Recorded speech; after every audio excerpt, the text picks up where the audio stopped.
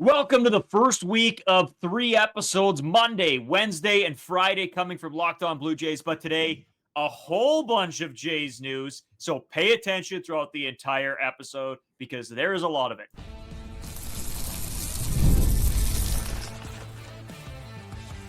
You are Locked On Blue Jays, your daily Toronto Blue Jays podcast. Part of the Locked On Podcast Network, your team every day. Welcome back to Locked On Blue Jays. Thank you for making Locked On Blue Jays your first listen every day. We are free and available wherever you get your podcasts and on YouTube. Part of the Locked On Podcast Network, your team every day.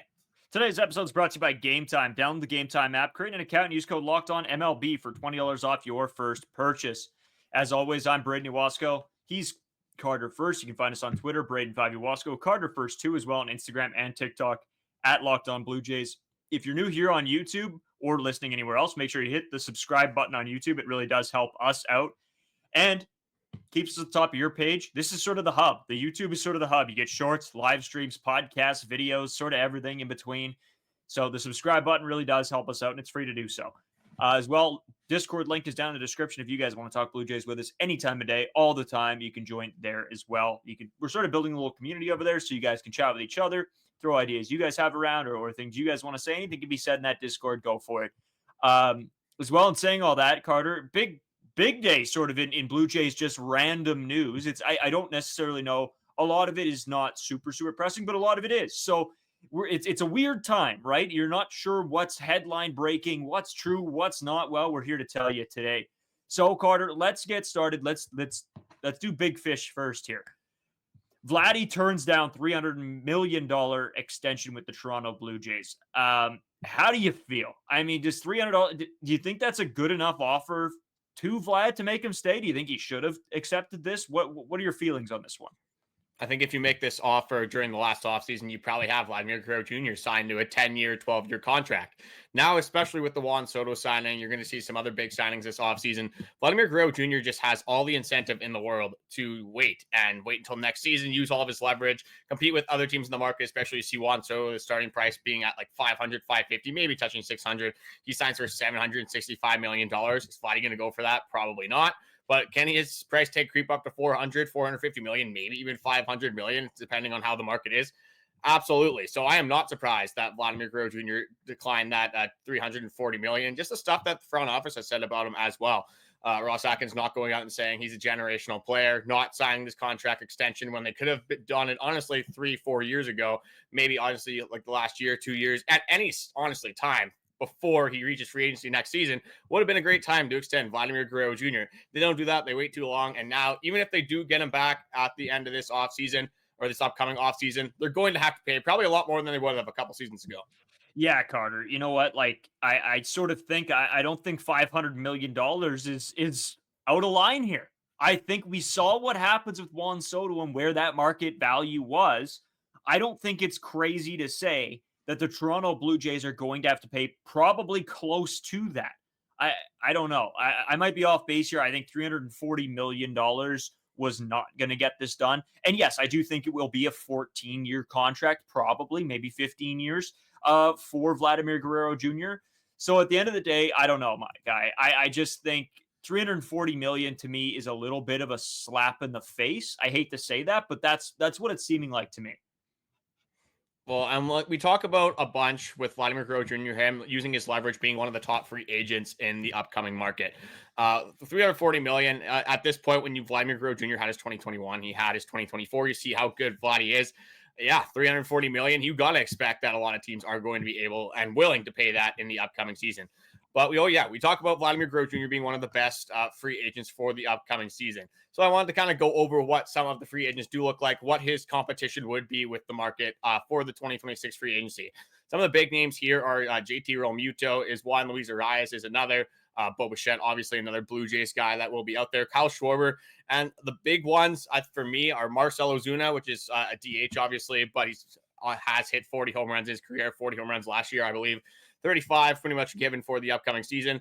And then Kyle Tucker. Kyle Tucker obviously being traded to the Chicago Cubs. that will be a bidding war as well. Reported already to be around 500, 600 million in speculation. Again, it's a long time away. Things can change. You could have a very good season. You could have a very bad season, but it's Kyle Tucker. I lean more towards him having a good season.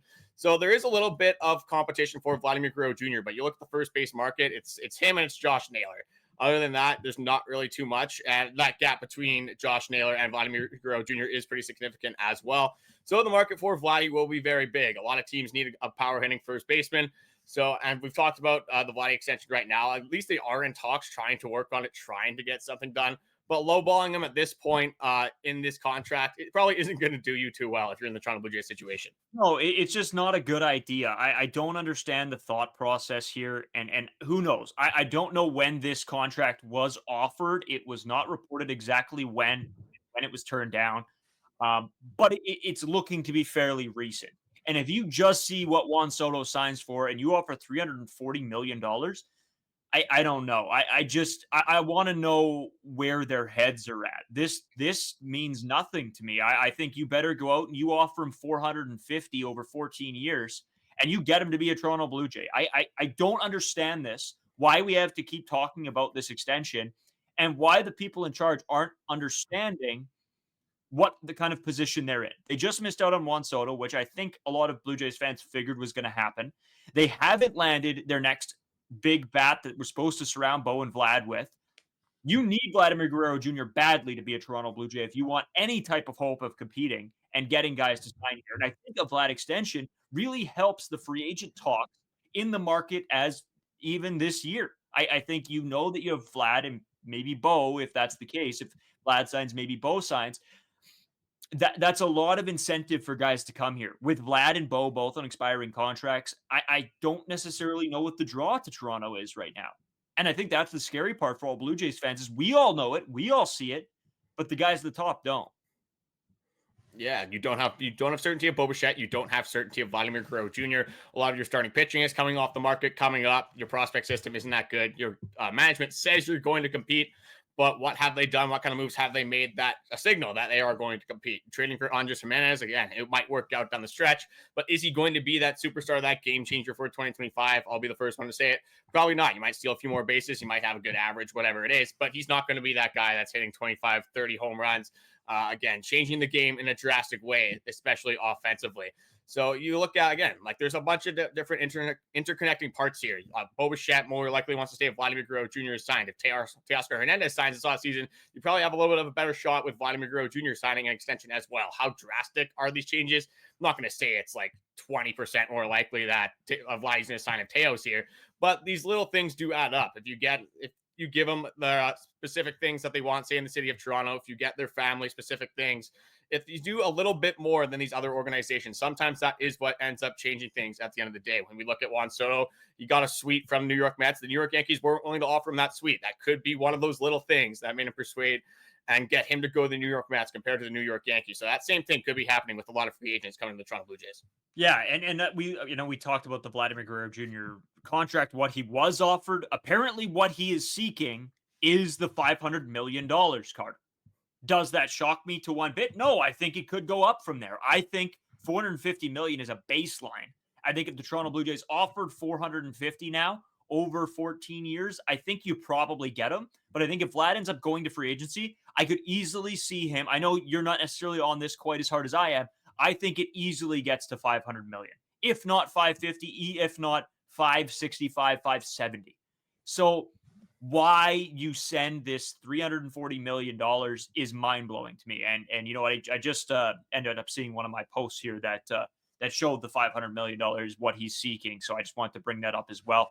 But you're right, Carter. All these little incentives are what really stick with players. And I think you need to do everything in your power as the Toronto Blue Jays to make sure Vladimir Guerrero Jr. stays a Toronto Blue Jay and wants to stay here. Because if he hits free agency, I think the Blue Jays are going to maybe not necessarily get outbid, but they'll be close to it, and there'll be teams looking to take Vladimir Guerrero Jr. away from this Toronto Blue Jays team. I mean, how many times have we heard reports about Vladdy going to the Seattle Mariners? How many times have we heard reports about Vladdy going to the New York Yankees, for example? You hear these things all the time, especially with the current situation that the Toronto Blue Jays are in. But another thing with the signing Vladdy and just the offseason with the Juan Soto money that was supposed to be allocated to him, Obviously, you might have a little bit more positional advantage signing an outfielder to that kind of contract. But when you have Vladimir Guerrero Jr., he was one of the best first basemen in all of baseball, one of the top, I'd say top 10, top 15 hitter in all of baseball. So we always talk about with the first baseman, we look at these contracts and we look at that they're not necessarily as high as some of these other contracts, the Juan Soto, the outfield contracts, but you have 9 hitters in the lineup, whether they're catching, whether there's first base, whether there's left field. They all are going to have at-bats in the order. So technically they should weigh the same amount when they're getting at-bats. Obviously, again, there are some, like when you have a right fielder, for example, they're probably going to have more power traditionally than a second baseman would. But at the end of the day, they're all going to have the same value on the field. They're one of 9 players. So no matter what, if you're paying for a right fielder, you're paying for a center fielder, you're playing for Vladimir Guerrero Jr., who has expressed his interest for Canada. And then there obviously are, among other things, that he would be interested in if he was coming to the Toronto Blue Jays. But why not give him, again, whether it's 450, whether it's 500? Well, I think that, again, seems a little high to me. The way the markets are going, that might end up what he's going to end up getting anyway at the end of this next upcoming offseason. Yeah, and we can honestly debate the numbers as much as we want. I know a lot in the comment sections over the past week or so. There's been talk with all of you guys listening about what is he worth? You know, what's the price tag for Vladimir Guerrero Jr.? And I just don't think it matters, because I think it doesn't matter what we say. It's going to be different. It's guys are going to overbid, especially in what Carter talked about in a sort of slow free agent class looking like next year. Maybe not, you know, it's not this year, right? It's going to be a little bit slower. Vlad is going to be the big fish on the market. And if that's the case, you could see those prices really skyrocket for him. And I think that's a very scary thing for all Toronto Blue Jays fans out there. Carter, I know, you know, we got a lot of Jays news that have come in, you know, some miscellaneous, but some, hey, we got to take this with, you know, more than a grain of salt. We're hearing different rumors, different rumblings. We got to get into all of that. You know what? Let's take a quick break. We'll come back. We'll tell you guys all of the stuff we've missed over the weekend, little things that we've picked up on and heard. We'll get you all that information right after this short break. Today's episode brought to you by FanDuel. Get ready to tackle NFL action with FanDuel, America's #1 sportsbook, because right now new customers can bet $5, get $150 in bonus bets if you win. I'm telling you guys, take advantage of those bonus bets. That is an unbelievable offer. The FanDuel Sportsbook app gives you everything you need to place live bets on the NFL all in one place. So when you get a hunch in the middle of a game, you can check out the latest stats, view live play-by-play, and so much more on the same page where you place your bets. I'm telling you guys, the live game betting is my favorite place to do it. That's where I win my most money, except last weekend, because I actually clutched up on three picks in the NFL. So make sure you guys go bet on the NFL. For me, it's the easiest to win on. I mean, do what you want, but I think it's the easiest to win on. Just visit FanDuel.com to join today. You'll get started. Like I said, $150 in bonus bets if you win your first $5 bet. That's FanDuel.com. Never waste a hunch and make every moment more with FanDuel, an official sportsbook partner of the NFL. Today's episode is sponsored by Select Quote. The World Series, the Super Bowl, the Olympics, the world's top athletes get to play in these top-level sporting events thanks to one thing, teamwork. And teamwork can also help protect your financial legacy and your family's future. Select Quote's licensed insurance agents are the perfect teammates when shopping for customized and affordable life insurance. They can find you the right policy to keep your financial legacy safely in your family's end zone. In sports, winning is everything. If you aren't winning, you are trying to set yourself up and your team to win in the future. With Select Quote, you can get the best of both worlds. You can save now while protecting your family's legacy and your financial future. Other life insurance brokers offer interpersonal, one-size-fits-all policies that may cost you more and cover you less. With Select Quote, licensed insurance agents work for you to tailor your life insurance policy for your individual needs in as little as 15 minutes. Get the right life insurance for you for less at selectquote.com/locked-on. Go to selectquote.com/locked-on today to get started. That's selectquote.com/locked-on.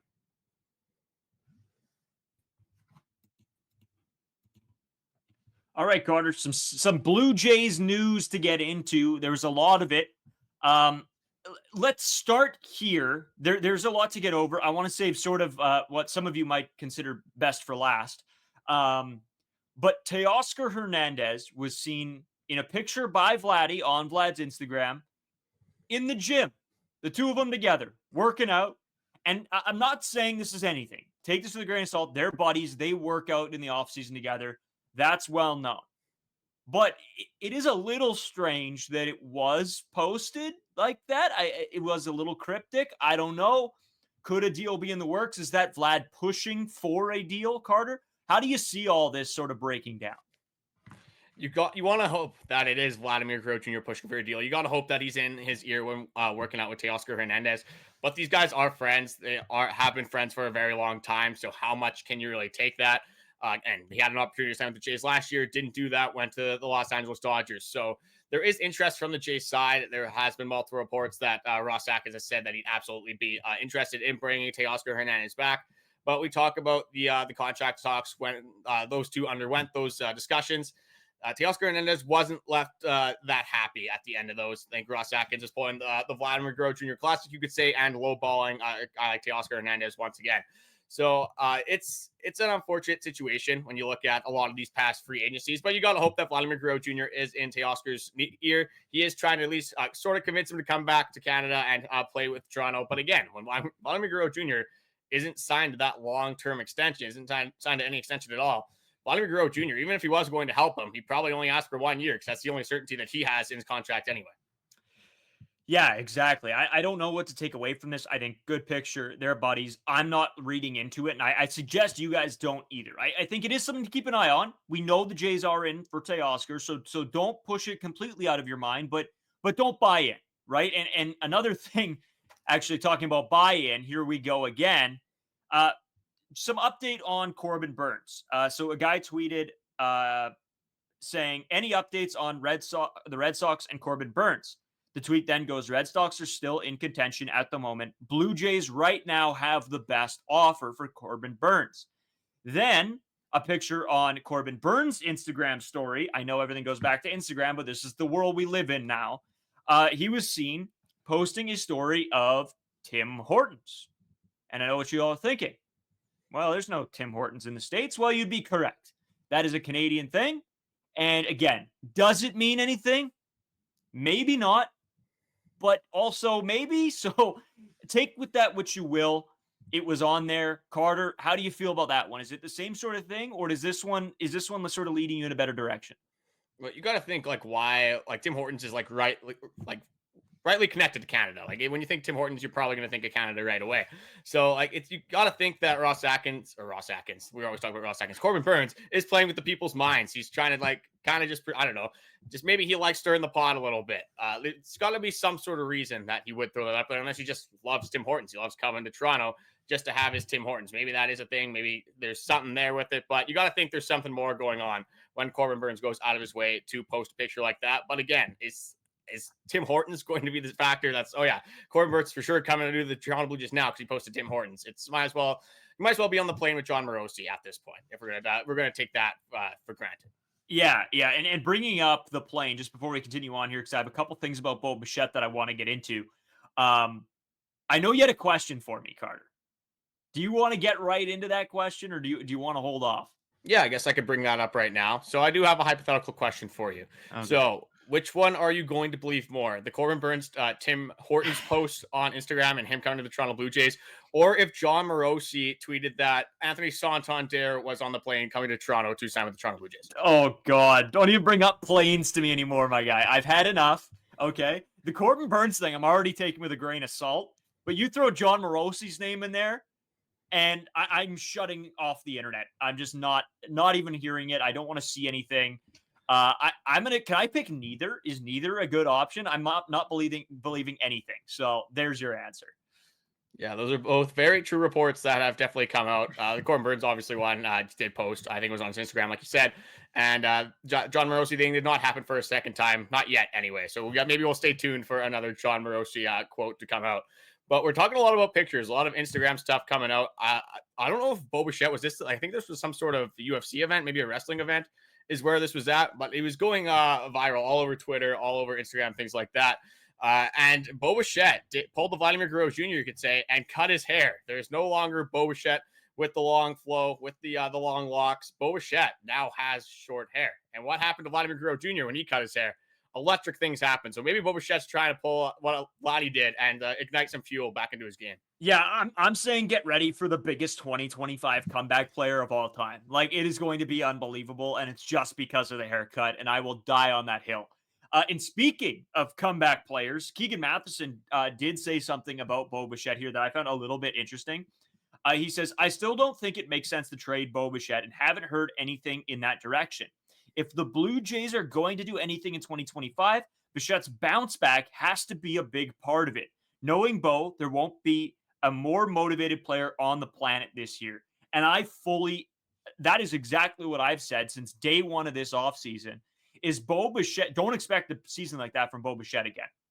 I expect Bo Bichette to be full Bo Bichette next year, absolutely dialing it in. And I think 2025 is going to be the first season that Bo Bichette and Vladimir Guerrero Jr. finally put it together as a duo, and both have big years. And I know we've been waiting for that as Jays fans.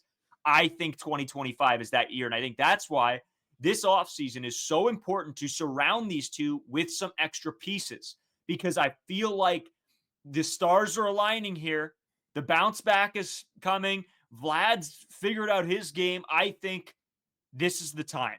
And I'm not saying this is the time like it's going to be a World Series run, but I think there's going to be no better time than having these two players together, maybe the last of these two players playing together. So why not try? Go all in, do whatever you have to do, and make sure this team can compete and help those two, get and do what the potential is for this team, or at least for those two guys.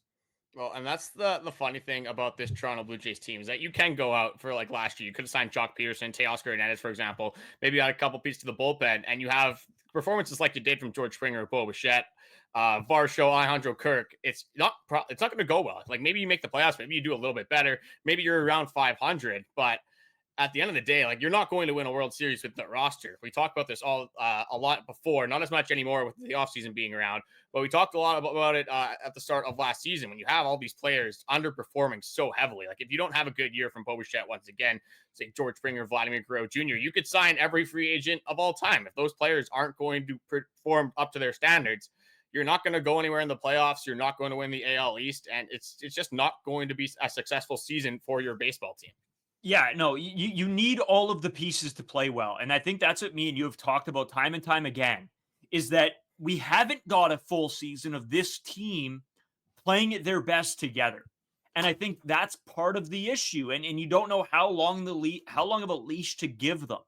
I think this season is very make it or break it for a lot of components on this team, not just talking about the players, but talking about management and everything else that goes into it. This team needs to have a good season. And I think they can. I think if you get Vlad and Bo playing together, Kirk started to look more like Kirk when it was just him. So I think you hope for a better season from him. Varsho is going to be Varsho. Your pitching staff looks solid. Besides the bullpen, you bring back Yimi Garcia. Hopefully they can figure everything out in this season. I just feel like there is an opportunity here to have a big year. And again, I'm not saying big years, World Series. I'm not one of those ridiculous fans that think every year is our year. But I do understand the timing of everything. And I think the timing of this, with two players on contract years, your star players on contract years, plus the need for a bounce back from a lot of guys, the disappointment of last season, I think this team is going to try and prove doubters wrong. I think it's what it's sort of going to remind me of, Carter, and I know you'll feel my sentiment here, maybe other people won't, for big hockey fans out there, is last season's Vancouver Canucks, right? Everybody thought they were down and out there. This team was garbage. The core needed to be blown up, everything in between. And then, everything sort of came on the line for these guys. They knew the position they were going to have to be in, and they brought their A game. And that's sort of the pattern I'm seeing here. Will it happen? Who knows? But I'd rather be optimistic than pessimistic here. I'd rather go into the season having some hope that everybody bounces back and plays well. And you guys can argue with me in the comments if you'd like. Don't get me wrong. But I feel like this is their year. This is a statement year. I don't want to say this is their year, but it's a statement year. What can you do after sort of getting kicked to the ground and you try to get back up and you just kept getting beat to the ground? How can you get back up? See, I sort of agree with the Canucks relation there, but I think when you talk with the Canucks at that time, you had JT Miller. I won't talk about this too much because it's a baseball podcast, but you had 4 superstars over there. You can argue that Thatcher Demko, when he was there, that's a 5th superstar. The Toronto Blue Jays have that again, and you have a couple players in the NHL playing that can really drastically change your game. And the MLB, that can happen as well, but you also have a ton of other players, a ton of other facets in the game that can go incredibly wrong. It's not necessarily up to one player. And another thing about like some of these players having down years, I'm not worried about Vladimir Guerrero Jr. at all. I'm not worried about Bo Bichette coming off of a down year. But is Alejandro Kirk 2022 Alejandro Kirk, or is he the rest of his career Alejandro Kirk? Is Andres Jimenez the 2022 Andres Jimenez, or is he the 2023 and 2024 Andres Jimenez? You can go down the line. Is George Springer going to be last season George Springer, or maybe 2 years ago George Springer? Who are these players now? And some of these guys that aren't proven, you don't necessarily know if they're going to be at least even average level MLB players for this team. So this is a big prove-it year for the Jays, especially with a lot of these guys kind of going into free agency in the upcoming seasons when you have guys like Kirk and Varsho. So it's really a prove-it year for them. And if things go completely wrong again this year, I expect a lot of things to change for the Blue Jays in 2026. Yeah, I think we've sort of hammered this point over and over again.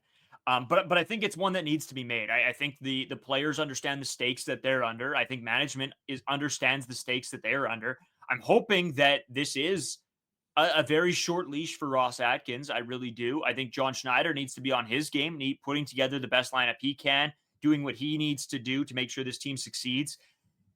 And don't get me wrong, baseball is a game that everybody has to do their part, and that's part of it. So I think this year, everybody has to do their part, from the front office to the management team to the players. Everybody needs to do what they need to do to make sure this team succeeds, because I think, this could go completely the other direction, and we might see a blow up. We might see, Vlad and Bo get picked up in free agency. There's a lot of what ifs, and I think that scares a lot of Blue Jays fans. Plus, it scares me. I don't want to watch a terrible baseball team for 7 years. I want this core to succeed. But to do that, everybody needs to do their part.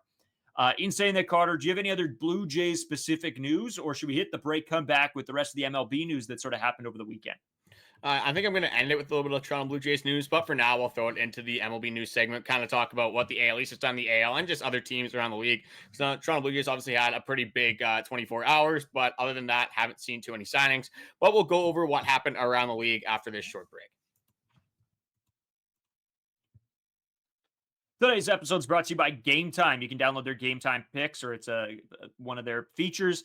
It makes it even easier to save more on sports, concerts, comedy, theater, sort of whatever you can get tickets to. They also have their all-in pricing. Toggling this feature shows the total upfront with no surprise fees at the checkout. They have their seat views, where you can get a panoramic view from your seat in the app before you buy. That's a great piece for me. That and the all-in pricing are the two biggest components with Game Time for me. I don't want to get to the checkout and think I'm spending this much. Oh no, there's $40 more tacked on top of it. That's brutal. Makes me not want to buy tickets. Game Time makes sure that doesn't happen. They also have the lowest price guaranteed, or they'll credit you 110% of the difference. Take the guesswork out of buying tickets with Game Time. Download the Game Time app, create an account, and use code LOCKEDONMLB for $20 off your first purchase. Again, terms apply. Create an account, redeem code LOCKED for $20 off. LOCKEDONMLB for $20 off. Download Game Time today. What time is it? Game Time.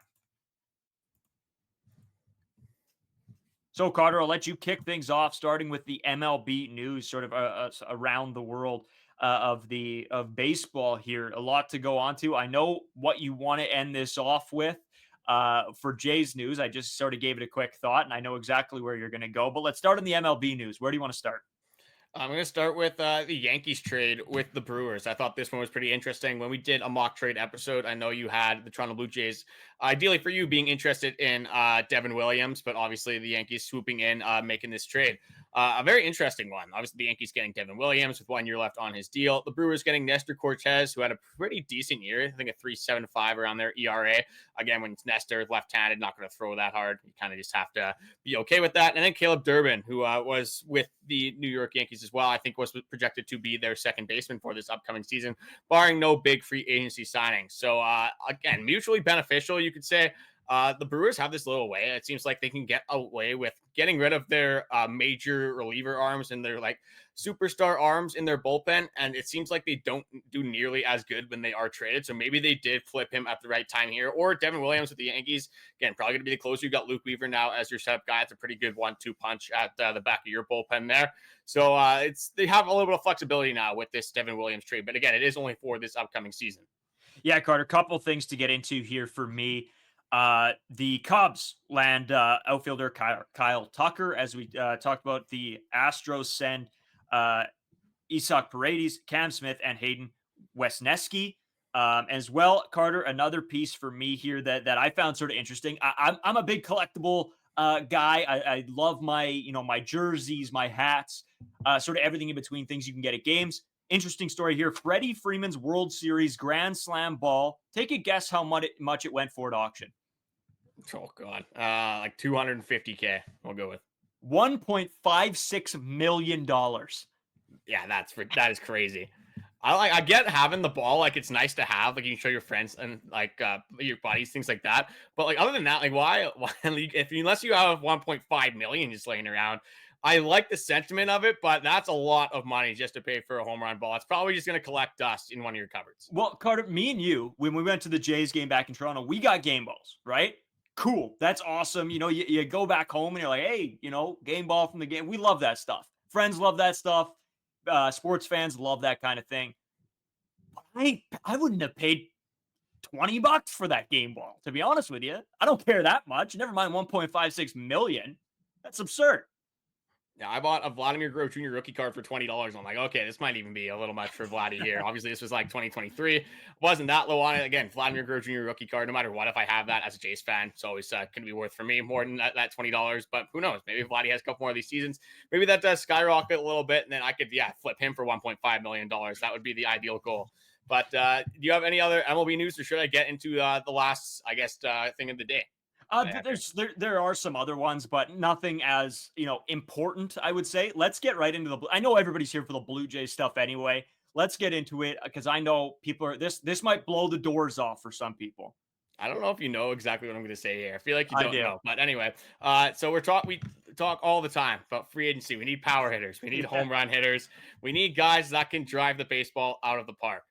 Well, we have a guy that, again, hasn't hit in the MLB at all because he just got to the MLB. He's a pitcher on the Toronto Blue Jays, but he did go 3 for 3 with a home run at Jose Barrios' El Dream Celebrity Softball game, and that is Yariel Rodriguez. Put this guy in the cleanup spot. Absolute tanks off this guy's bat. You love to see it. Maybe this is the fuel that the Toronto Blue Jays need to just spark something, anything, just in this Toronto Blue Jays lineup for next season. Yeah, sorry about the goading there, everybody. I knew it was coming. I feel bad. I didn't mean to hype it up that much.